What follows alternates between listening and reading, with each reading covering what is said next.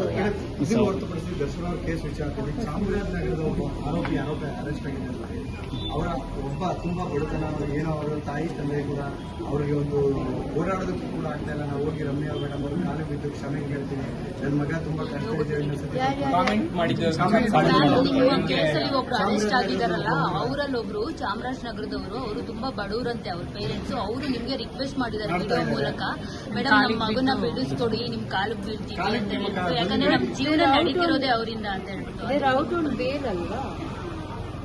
They're out on bail. Everybody is out on bail.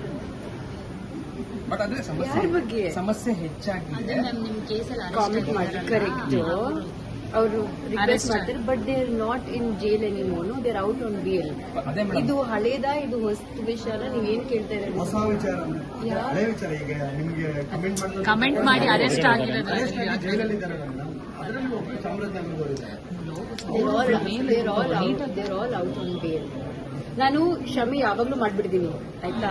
But it is important that ಈ ತರ ಬೇರೆ ಯಾರಿಗೂ ಮಾಡಬಾರ್ದು, ಈ ತರ ಇನ್ನೊಂದ್ಸತಿ ಮಾಡಬಾರ್ದು ಅಂತ. That is my intent. ಇನ್ನಷ್ಟು ಹೆಚ್ಚಿನ ಮಾಹಿತಿಗಾಗಿ ಫಾಲೋ ಮಾಡಿ ಬ್ರಿಗೇಡ್ ನ್ಯೂಸ್ ಕನ್ನಡ.